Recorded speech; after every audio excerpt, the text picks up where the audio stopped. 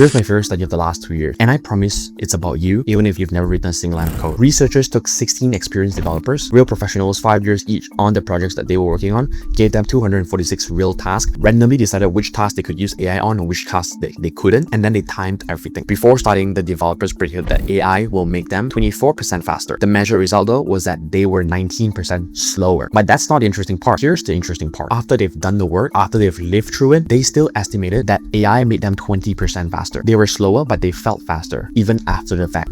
Now, big caveats, and I'm giving you upfront because I'm not going to sell you an outdated number. The study that I mentioned used tools from early 2025, and the same researchers redesigned it with all the newer stuff that's happening in 2026 because AI is moving so fast, and the newer group came out roughly flat. And they now think that AI probably does help. So the 19% is history. Don't quote it when you go to your boss. But the gap between what people feel and what's actually true, that part keeps showing up. And the gap could be the most dangerous thing in your career right now. Let me just tell you where I learned this because I paid for this lesson myself. I run a company and I don't write code by hand anymore. And when these tools got good, I built things that I couldn't have built so fast before. Very fast, like built in a weekend kind of level fast, right? It genuinely felt like a superpower, and I'm not gonna pretend otherwise. Then I went back and properly read what I've shipped. Some of it was fine, some of it was messy, and some of it was straight up unsafe. The kind of thing that would have been a serious problem if the wrong person had looked at it. And here's the thing though, the AI didn't lie to me. It gave me exactly what I asked for. The problem was that I didn't know enough to ask the right questions. And I definitely didn't know enough to spot what was missing. And the part here that really matters is that AI doesn't take responsibility. If the thing that I broke is broken, no one's gonna call Claude and scold Claude. They're gonna call me. My name is on the line. And this is not a coding lesson, this is a lesson on accountability. So I gotta correct something here, including a version that I used to believe myself. The popular take is this: AI makes lazy people look good for a while, then they got exposed. But the data says otherwise. Junior developers using AI see speed gains of about 27 to 39%. Seniors, about 8% to 16%. So read that again. AI actually helps less experienced person more, not temporarily, but structurally.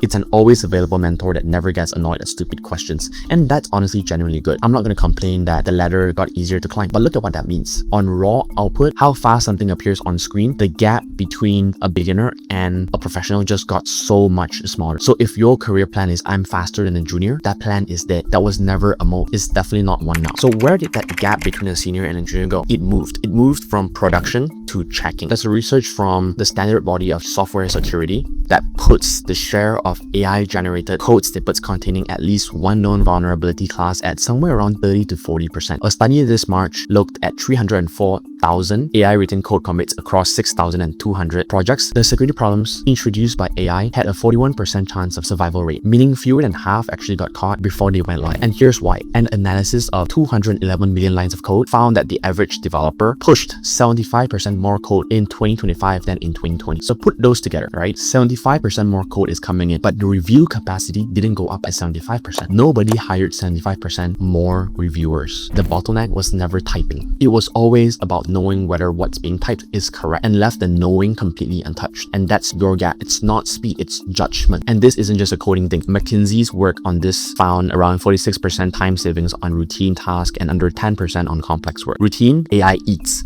Complex barely move. The complex part is where the money is at, and that's where judgment is so important today. That's every job, not just tech. There's one finding that I keep coming back to, and if you're under 25, you probably want to sit with this. A study on skill formation found that juniors using AI scored 17% lower on comprehension tests. They produced more, but they understood less. So the speed is there, right? But the skill gap is getting wider and wider. And here's the trap: probably wouldn't even notice. You'll ship things without reviewing. Your manager will be happy. Your output will look identical to someone who actually understood it for a year, maybe 2. Then one day something breaks in a way that AI can't explain. It's gonna come at some point. Or a client starts asking why. Or you sit in an interview with someone who's really hiring you for your skills, and they ask one follow-up question on you and your skills and your code base, and there's nothing behind that answer. I interview people. I don't really care if you used AI. Everyone uses AI. I want you to be using AI, right? But I would ask one extra question. I'm gonna ask you, why do you do this in this way? And I have watched so many confident people fall apart on that single question because they just couldn't answer, because they never actually made the decision. They just accepted it because AI gave it to them. That's what almost right costs,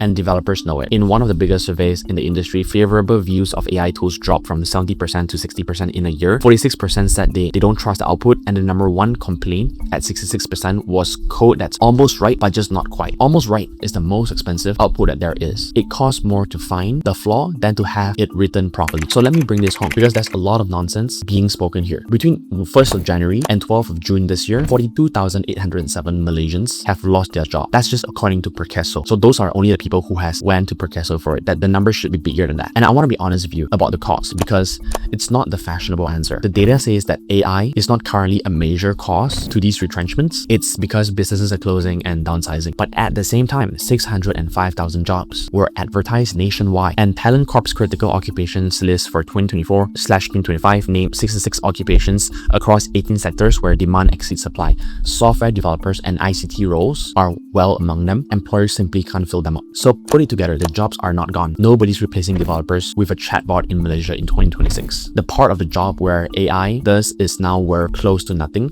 because everybody has it. The thing that's wrong, carrying the consequences, holding accountability for the work, is worth more than it has ever been. So what you gotta actually do now is, number one, stop measuring yourself in terms of output. How much you shipped is no longer information about you. Everyone can ship easily. That number has gone up for everyone. It's table stakes. If that's your whole case this whole time about your employability, you have no case. Number two, build the review muscle on purpose. Every single time you accept an AI output, force yourself to answer two questions before moving on. Number one, what would break this? And why did you choose this approach instead of another one? And that's 90 seconds to understand. It's the entire difference between 2 years of experience and 1 year repeated twice. Number three, for juniors, deliberately go slow sometimes. Pick one thing a week and do it without AI. Not for productivity gains, because it's clearly going to be less productive, but it's going to be for comprehension. You're buying the understanding that the 17% gap says that you're otherwise losing. Nobody will make you do this. That's exactly why it's worth something. You gotta just put in the work even when no one's watching. So for everyone, you gotta be careful with what you feel. Those developers were slower, but those developers that I mentioned at the start of the video, they were slow, but they felt faster. Your sense of own improvement is not evidence. Get outside signal. Does anyone actually pay more for your work? Does the seniors trust you with the harder things? Can you explain your decision under pressure? AI can generate anything to it. It cannot be accountable for everything or anything at all for that matter. Everyone who takes on more accountability will get more valuable as the tools get better, not less. That's the only career strategy that you can bet on right now, is to be accountable for more things, because that's how you become more important. AI didn't make average people look good temporarily.